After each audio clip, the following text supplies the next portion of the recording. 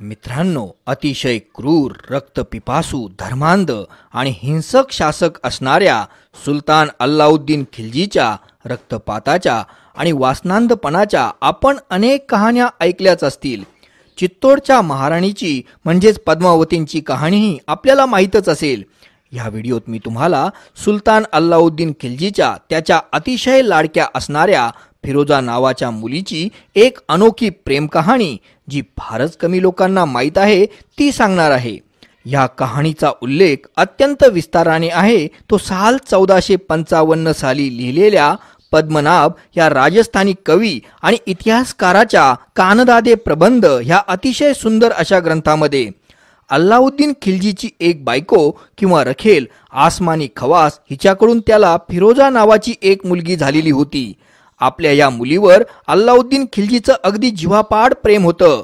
अतिशय सुंदर असणारी फिरोजा लिहिण्या वाचण्यामध्ये आणि शस्त्र चालवण्यामध्येही अत्यंत पारंगत होती आणि त्यासोबत एका सुलतानाची मुलगी म्हणून फिरोजा महाहट्टीही होती. आपल्या ह्या लाडक्या मुलीचा प्रत्येक हट्ट सुलतान अल्लाउद्दीन खिल्जी जरूर पुरवायचा. हा सैतान मात्र आपल्या या फिरोजा मुलीबद्दल फारच हळवा होता.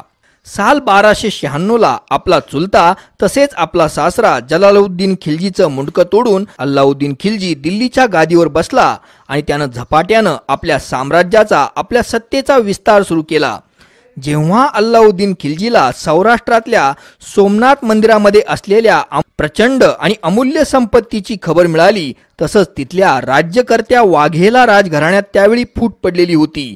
त्याचाच फायदा घेऊन 1299 साली त्यानं एक फार मोठी प्रचंड फौज त्याचे विश्वासू सरदार उलुग खान आणि नुसरत खान यांच्या नेतृत्वाखाली सौराष्ट्रात लूट करायला पाठवली. त्यानं आपल्या सरदारांना सांगितलं होतं की तुम्ही ते सोमनाथाचं जगप्रसिद्ध शिवलिंग उकडून इथं दिल्लीत आणा, म्हणजे मी ते एक मोठा समारंभ करून इस्लामचं वर्चस्व दाखवण्यासाठी ते फोडीन. उलुग खान आणि नुसरत खानाच्या नेतृत्वाखाली एक फार मोठी फौज वावटळीसारखी सौराष्ट्रात घुसली. वाघेला राजांचा त्यांनी अगदी सहज पराभव केला. रक्ताचे पाट वाहिले, अनन्वित अत्याचार केले गेले. सौराष्ट्रातली सगळी गावं, शहरं लुटली गेली. हजारो स्त्रियांना आणि मुलांना गुलाम बनवण्यात आलं आणि सुलतानाची फौज प्रचंड संपत्ती, गुलाम स्त्रिया आणि मुलं आणि सोमनाथाचं शिवलिंग घेऊन ते दिल्लीकडे चालली होती. सौराष्ट्रातून दिल्लीकडे जाताना रस्त्यामध्ये जालोरचं राज्य होतं. इथं चौहान वंशाचे राजपूत राजे कानादेव उर्फ कान्हडदेव राज्य करत होते. त्यांचं सैन्य खिल्जीच्या तुलनेत फारच छोटं होतं. केवळ 15-20 हजारांचंच होतं, पण अतिशय हिम्मतबाज सैन्य होतं आणि त्यांचा जालोरचा किल्ला हा अजिंक्य मानला जात होता. जालोरचा बराचसा प्रदेश डोंगराळ प्रदेश होता. जेव्हा राजा रावल कान्हडदेव यांना हे कळालं की सोमनाथांचं पवित्र शिवलिंग फोडण्यासाठी दिल्लीला नेलं जातंय, तेव्हा त्यांनी या शिवलिंगाची सुटका करायचं ठरवलं. जवळपास 20,000 स्त्रियांना आणि तितक्याच लहान मुलांना गुलाम म्हणून पकडण्यात आलं होतं. त्यांची ही सुटका करण्याचा त्यांनी निर्धार केला होता. राजा कान्हादेव सोबत त्यांचे पराक्रमी भाऊ मालदेव आणि महापराक्रमी 20 वर्षांचे राजकुमार विरमदेव सिंह ही होते. राजकुंवर विरमदेव सिंह यांना स्वर्गीय सौंदर्याची देणगी मिळालेली होती. त्यासोबत ते महापराक्रमी होते. शस्त्र चालवण्यात त्यांचा हात संपूर्ण राजपुतान्यात कुणीही धरू शकत नव्हतं. ते एक फार प्रसिद्ध कुस्तीपटूही होते. राजपुतान्यातल्या अनेक राजकन्या विरमदेवच आपल्याला पती म्हणून मिळावा म्हणून देवाला नवस करायच्या.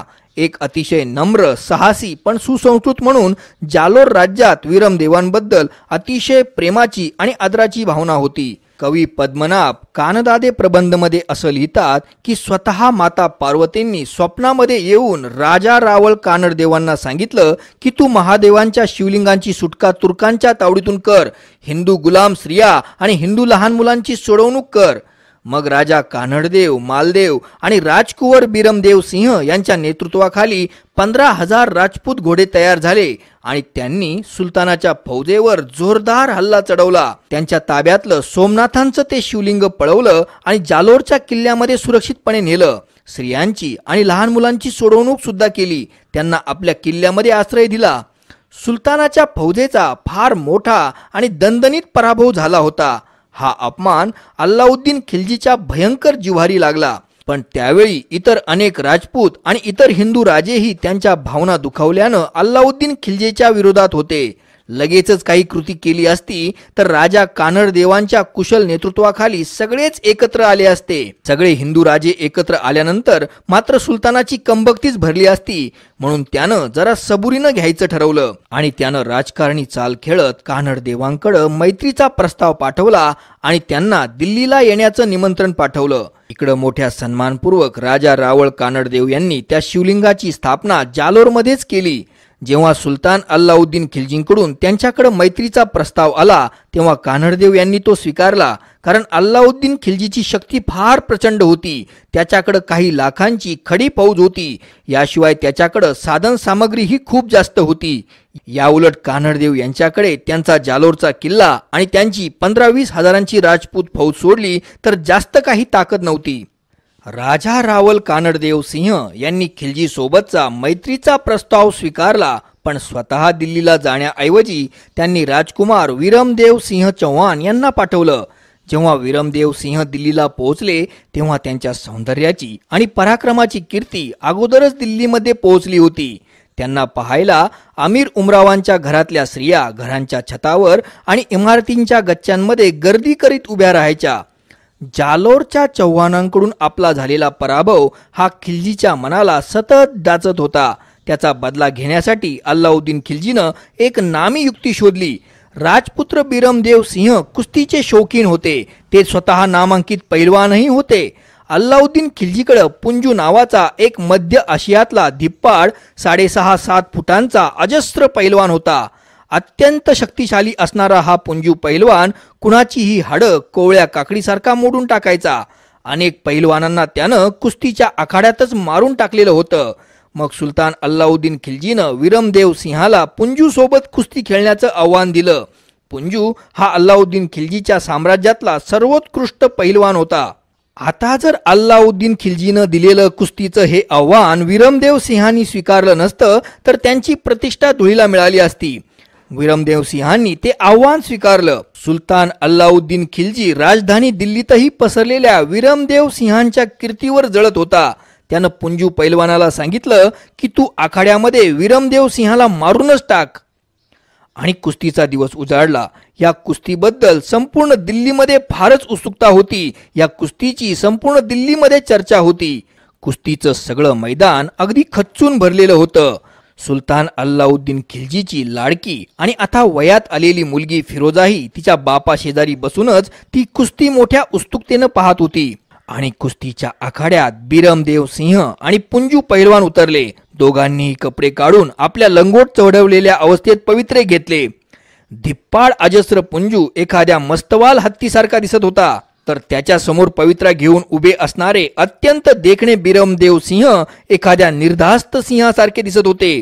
जेव्हा कुस्ती सुरू झाली तेव्हा विजेच्या चपळाईनं विरमदेव सिंह आपले पवित्रे बदलत होते.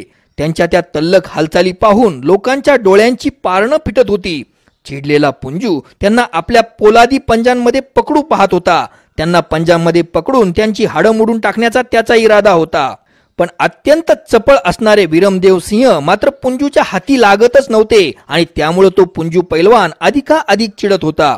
आणि अचानक विरमदेव सिंहाने असा काही डाव टाकला की जणू एखाद्या वनराज सिंहानं हत्तीच्या अंगावर झेप घेऊन बसावं आणि त्याचं गंडस्थळच फोडून टाकावं. धिप्पाड पुंजू पैलवानाची हाडं विरमदेव सिंहांनी कडाकडा मोडून टाकली. अजस्र पुंजू पैलवानानं मैदानातच प्राण सोडला. आजूबाजूचं सगळं मैदान विरमदेव सिंहांच्या नावाच्या जय जयकारानं गरजून गेलं. अल्लाउद्दीन खिल्जीची सगळी प्रतिष्ठा धुळीला मिळाली होती. फिरोजा तर त्यावेळी विरमदेव सिंहांवर फिदाच झाली. मनातल्या मनात फिरोजानं विरमदेव सिंहांना आपला पती मानलं. लग्न करीन तर विरमदेव सिंहांशीच नाहीतर आयुष्यभर तशीच राहीन अशी प्रतिज्ञाच तिनं केली. त्याच दिवशी संध्याकाळी फिरोजानं विरमदेव सिंहांची भेट घेतली आणि आपल्या हृदयातला प्रस्ताव त्यांच्या समोर मांडला. आता ह्या ठिकाणी ही बऱ्याच आख्यायिका आहे. काही आख्यायिकांनुसार काही जण असं सांगतात की त्यांनी तिच्या प्रेमाचा स्वीकार केला तर काही कहाण्या असं सांगतात की विरमदेव सिंहांनी तिच्या मागणीला अतिशय नम्रपणे आणि स्पष्टपणे नकार दिला. पण राजधानी दिल्लीमध्ये आता फिरोजाच्या प्रेमाबद्दल खूप चर्चा होती. विरमदेव सिंहाच्या प्रेमामध्ये बेभान झालेली फिरोजा आपल्या बापाकडे गेली आणि आपल्या बापाला तिनं आपला प्रण सांगितला की मी लग्न करीन तर विरमदेव सिंहांशीच नाहीतर आयुष्यभर तशीच राहीन. मग अल्लाउद्दीन खिल्जीनं मनात काही राजकारणी गणितं केली आणि तो स्वतः विरमदेव सिंहाकडे आला. विरमदेव सिंहाला अल्लाउद्दीन खिल्जीनं इस्लामची महती समजून सांगितली. इस्लाममध्ये येण्याचा तसंच आपला जावई होण्याचा प्रस्तावही त्यानं विरमदेव सिंहांसमोर ठेवला. आता विरमदेव सिंहांनी ओळखलं की यावेळी जर अल्लाउद्दीन खिल्जीला आपण नकार दिला तर एकतर आपण त्याच्या कैदेत पडू किंवा आपल्याला एक भयानक वेदनामय मृत्यू पत्करावा लागेल. तेव्हा विरमदेव सिंह म्हणाले की मला तुमचा हा प्रस्ताव फारच आवडलेला आहे, पण मला जरा एक शब्द माझ्या वडिलांना विचारणं गरजेचं आहे. मला खात्री आहे की त्यांनाही हा सुंदर प्रस्ताव जरूर आवडेल, पण माझ्या वडिलांना मी समोरासमोर त्याबद्दल बोलून सांगितलेलं अधिक चांगलं. सुलतान अल्लाउद्दीन खिल्जी आता फारच खुश झाला होता. त्यानं मोठ्या आनंदानं विरमदेव सिंहांना जालोरला परत जायला परवानगी दिली. आता फिरोजाही मोठ्या आनंदात होती. तिचे पाय जमिनीवर ठरतच नव्हते, ती हवेतच बागडत होती. पण जालोरला परत जाऊन राजकुमार विरमदेव सिंहांना बराच काळ लोटला, पण त्यांचं उत्तर काही आलंच नाही. म्हणून अल्लाउद्दीन खिल्जीनं त्या प्रस्तावाचं काय झालं म्हणून निरोप पाठवला. तेव्हा राजकुमार विरमदेव सिंहांनी अल्लाउद्दीन खिल्जीला मोठ्या धाडसाचं उत्तर दिलं. मामा लाजे बाटिया कुललाजे चौहान जो मे परणू तुर्कणी तो पश्चिम उगे भान. म्हणजे माझे मामा भाटिया वंशातले आहे, माझं कुळ चारमन चौहानांचं आहे. मी तुर्क मुलीबरोबर लग्न करणं म्हणजे सूर्यानं पश्चिमेला उगवण्यासारखं आहे. अर्थात हा अल्लाउद्दीन खिल्जीचा भयंकर अपमानच होता. या अपमानाचा बदला घेण्यासाठी त्यानं पुन्हा उलुग खान आणि नुसरत खानाला लाखांची प्रचंड फौज देऊन जालोरला पाठवलं. ही मोठी शक्तिशाली फौज जालोरच्या किल्ल्याला वेढा घालून बसली. तब्बल 1 वर्ष त्यांनी वेढा घातला, पण ह्यात सुलतानाचंच फार मोठं नुकसान झालं. सगळे राजपूत अगदी ईर्षेनं लढत होते, आपल्या पराक्रमाची पराकाष्ठा करत होते. प्रचंड शक्ती लावूनही जालोरचा किल्ला अल्लाउद्दीन खिल्जीला शरण येत नव्हता. 1 वर्षात सुलतानाचे हजारो सैनिक मरण पावले. त्यांच्या फौजेचं मनोधैर्य संपलं होतं. 1 वर्षानंतर तर एका समोरासमोरच्या लढाईत राजपुत्र बिरमदेव सिंह यांनी नुसरत खान या मोहिमेच्या प्रमुखालाच मारून टाकलं आणि सुलतानाची फौज मागं दिल्लीकडे पळत सुटली. भयंकर चिडलेला अल्लाउद्दीन खिल्जी जुलै 1301 साली स्वतः जालोरला खूप मोठं प्रचंड सैन्य घेऊन आला. त्यानंही फार प्रयत्न केले तरीही बरेच दिवस आणि बरेच महिने त्याला जालोरच्या किल्ल्यानं दादच दिली नाही. सुलतान अल्लाउद्दीन खिल्जीला जालोरच्या ह्या छोट्याशा राज्यासमोर भयंकर नामुष्की पत्करावी लागत होती. आणि मग शेवटी सुलतानानं फितुरीचा मार्ग अवलंबला. एका राजपूत सरदाराला लाच देऊन त्यानं जालोरच्या किल्ल्याचे दरवाजे खोलायला लावले आणि सुलतानाचं सगळं सैन्य आत घुसलं. आता मात्र राजपुतांनी भगव्या रंगांच्या पगड्या घातल्या, केशरी रंगांचे तिलक लावून राजपुतांनी यलगार केला, अंतिम लढाईची तयारी केली. तर सगळ्या राजपूत स्त्रियांनी चिता पेटवून जोहाराची तयारी केली. या शर्तीच्या लढाईत राजपुतांनी सुलतानाचं प्रचंड मोठं नुकसान केलं, पण सगळ्यांना शेवटी वीरमरण आलं. लढता लढता सगळे राजपूत मेले. स्वतः राजा कानडदेव, त्यांचे बंधू मालदेव सिंह आणि राजकुमार विरमदेव सिंह या तिघांनाही या युद्धामध्ये वीरमरण आलं. सगळ्या राजपूत स्त्रियांनी स्वतःला अग्नीच्या हवाली करून जोहार केला. भयंकर चिडलेल्या अल्लाउद्दीन खिल्जीनं विरमदेव सिंहांचं मुंडकं तोडलं आणि ते एका थाळीत सजवून आपल्या लाडक्या मुलीला फिरोजाला ते भेट म्हणून पाठवलं.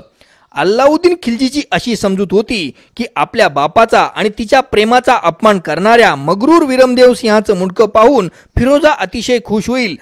आपल्या महापराक्रमी सुलतान बापाबद्दल तिला फार अभिमान वाटेल. पण विरमदेव सिंहांचं ते कापलेलं मुंडकं पाहिलं आणि फिरोजा जागीच बेशुद्ध पडली. जेव्हा फिरोजा शुद्धीवर आली तेव्हा तिनं ते विरमदेव सिंहांचं मुंडकं आपल्या छातीशी कवटाळलं आणि ती ओक्साबोक्शी रडू लागली. फिरोजासाठी अल्लाउद्दीन खिल्जीनं एक प्रशस्त महाल यमुना नदीच्या शेजारीच बांधला होता. विरमदेव सिंहांच्या त्या मुंडक्याला छातीशी कवटाळून फिरोजा आपल्या महालाच्या गच्चीत गेली आणि तिथून खाली वाहणाऱ्या यमुना नदीत तिनं उडी मारली आणि फिरोजानं स्वतःचंही आयुष्य संपवून टाकलं.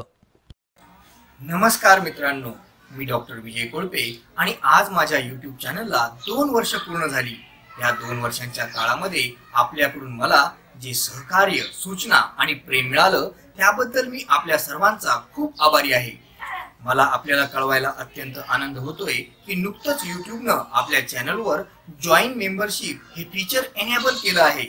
तर माझी आपल्या सगळ्यांना अशी नम्र विनंती आहे की आपण माझ्या चॅनलची मेंबरशिप जॉईन करा. मित्रांनो, अशाच सुंदर सुंदर कहाण्या आणि किस्से ऐकण्यासाठी आपण माझ्या YouTube चॅनलला भेट द्या. आपल्या प्रोत्साहनाची मला गरज आहे. मला प्रोत्साहन देण्यासाठी आपण माझ्या यूट्यूब चॅनलला सबस्क्राईब करा. माझ्या व्हिडिओला लाईक करा, कॉमेंट करा आणि शेअरसुद्धा करा. आपले खूप खूप धन्यवाद.